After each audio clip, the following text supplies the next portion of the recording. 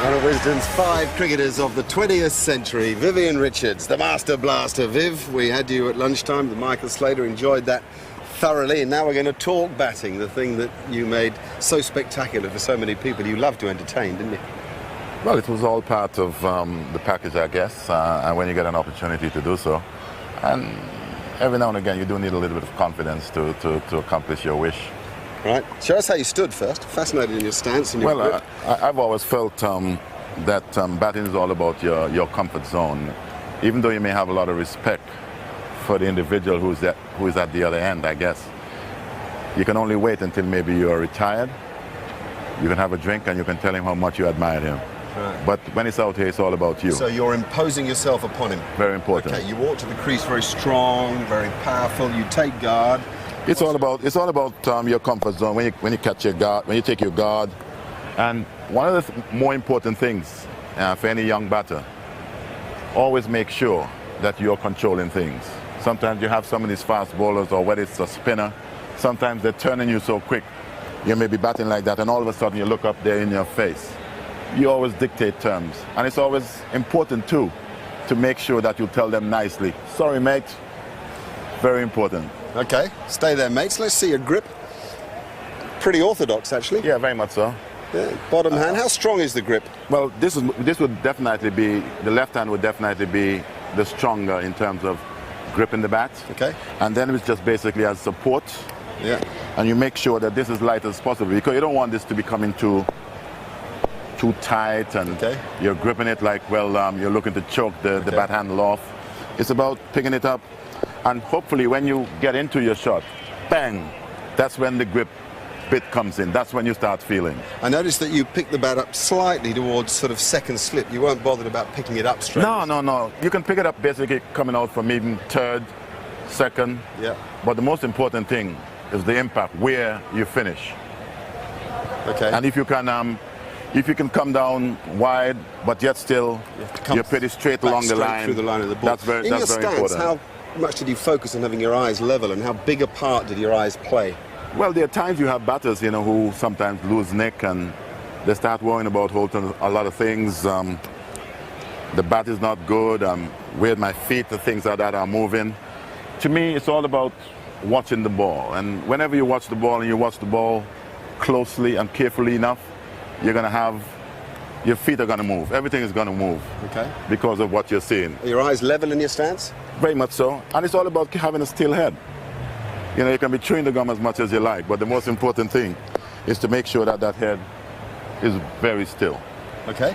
Now, when do you pick up the length of the ball? Gary Sobers, I read, once said that if the ball's released here, it's full. If it's released there, it's short, and somewhere in the middle is a good length. I mean, do you really see it out of the bowler's hand? If you want to play properly, it is important that you focus a lot on the ball. And I've always felt that when you hear guys say they're out of nick, to me, I'll give them something much more interesting to have a look at, which means try and pay a little bit more attention to the bowler's arm, because and you can use it in such a way also that ball that is coming out of the bowler's arm is like a mini grenade.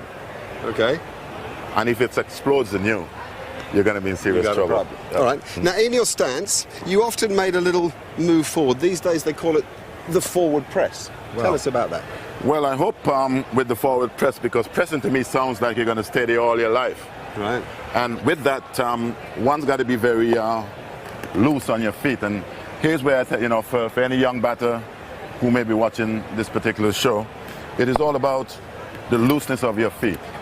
If you come here and you remain there, as you call the press, something comes a little short, someone like Brett and his pace, you're going to be in serious trouble. Okay. So it's all about having the awareness in mind about getting here and then making the necessary adjustment. All right, so you just little move on the turn, then you can sometimes you can give them an opportunity, let them think that you're coming. And sometimes they change their mind, and you've got to leave your options pretty much open. Right. That it could be a full length, and when you do that and you come back here, you're hoping that's a little bit short, so it's in your zone, so you can do the necessary pulling. All right. We're going to take a short break. When we come back, we'll have a look at you in action, and you can talk us through some of your own stroke play. See you in a minute. Good stuff.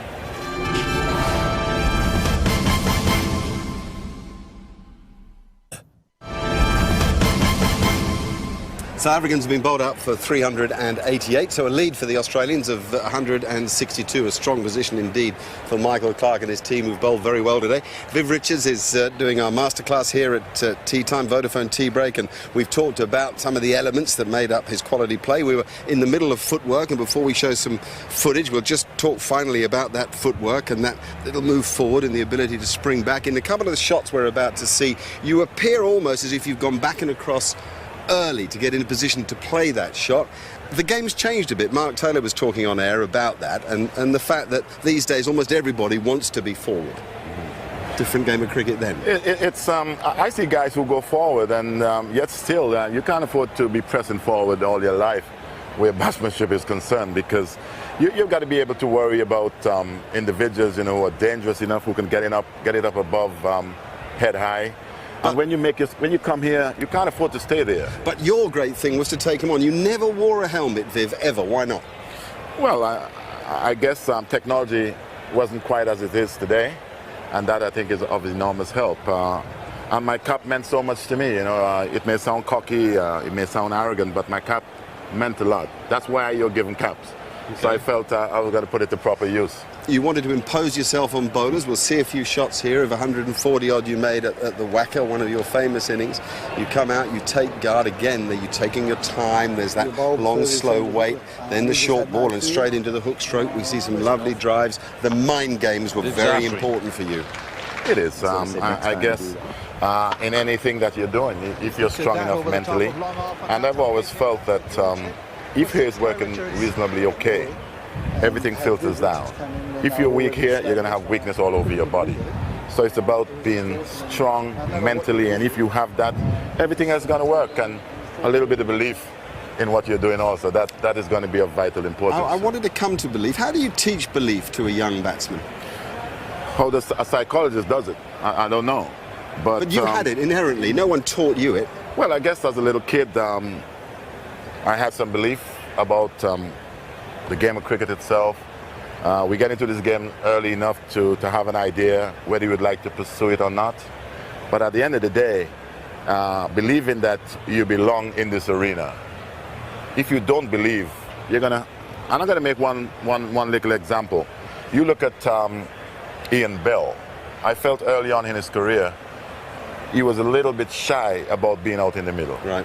He didn't quite believe in himself as he should. Okay. Today, he looks the package. Why? Because he starts to believe. Okay. You can look and see when he's playing his shots.